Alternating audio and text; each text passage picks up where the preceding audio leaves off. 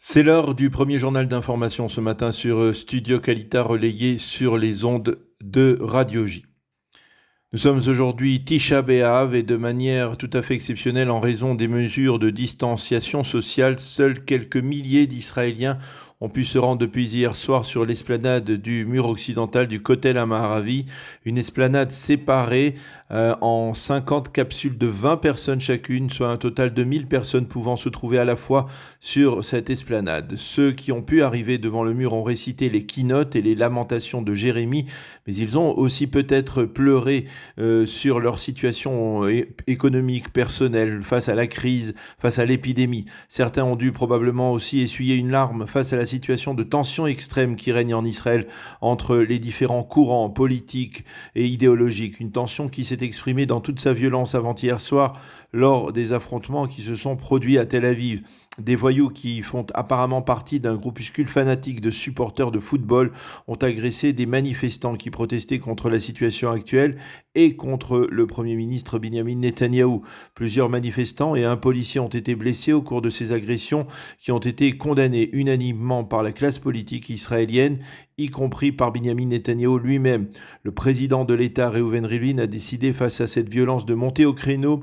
Le cas de figure d'un assassinat d'un manifestant ou d'un assassinat d'un Premier ministre n'est pas du tout imaginaire, a déclaré le président de l'État en appelant les Israéliens de tous bords à œuvrer afin que l'État d'Israël, je cite, ne dégringole pas vers une telle situation. Plusieurs des agresseurs des manifestants à Tel Aviv ont été arrêtés. Un Israélien de 31 ans, lui, a été arrêté près de la rue Balfour à Jérusalem alors qu'il scandait des insultes en direction de la résidence du Premier ministre. De même, hier, un tableau réalisé sur la place Rabin par un artiste israélien a suscité de vives critiques. Il représentait Benjamin Netanyahou assis devant une table remplie de mets de luxe, de champagne, de cigares et dévorant un gâteau représentant un drapeau bleu et blanc de l'État d'Israël. Pour l'artiste, il s'agissait là d'un remake à sa manière de la scène, le dernier repas de Jésus. Une polémique donc qui s'est envenimée hier autour de cette présentation sur la place Rabin. L'épidémie de coronavirus, on a recensé 1772 nouveaux cas de malades hier en Israël, dont 328 dans un état grave, 99 sous assistance respiratoire. On a décompté depuis le début de la crise 491 décès. Mais pour beaucoup d'Israéliens, l'information la plus importante liée à l'épidémie est ce matin une annonce du ministère de la Santé selon laquelle, apparemment, les cieux israéliens vont pouvoir rouvrir à partir du 16 août prochain. Le ministère de la Santé a en effet annoncé qu'à partir de cette date, les Israéliens qui seront de retour, ou même les touristes qui seront de retour de pays verts, c'est-à-dire à faible taux de contamination, ne seront plus obligés de se mettre en quarantaine.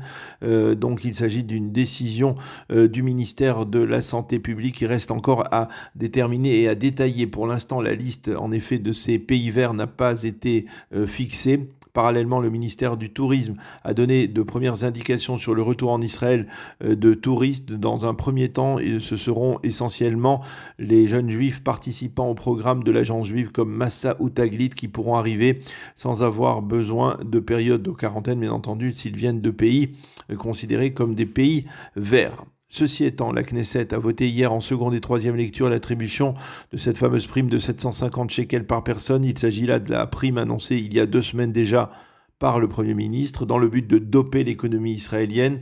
Les sommes allouées seront versées à partir de dimanche dans les comptes en banque des Israéliens. De même, la Knesset a voté une allocation spéciale allant jusqu'à 6 000 shekels pour les indépendants israéliens.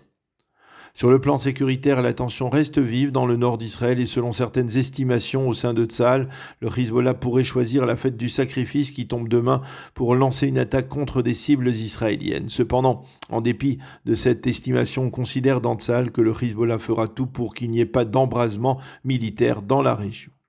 Et pour terminer, un mot de politique. Alors que les sondages sont de plus en plus défavorables au parti bleu-blanc, le numéro 2 du parti, Gabi Ashkenazi, qui est aussi chef de la diplomatie israélienne, n'a pas écarté hier l'éventualité que la formation puisse être dirigée dans l'avenir par Gadi Eisenkot, le précédent chef d'état-major de Tsahal. Cependant, pour l'instant, à la direction de bleu-blanc, on se refuse de commenter cette déclaration et l'on affirme que l'on est actuellement focalisé par l'action menée au sein du gouvernement par le leader du parti, Benny Gantz.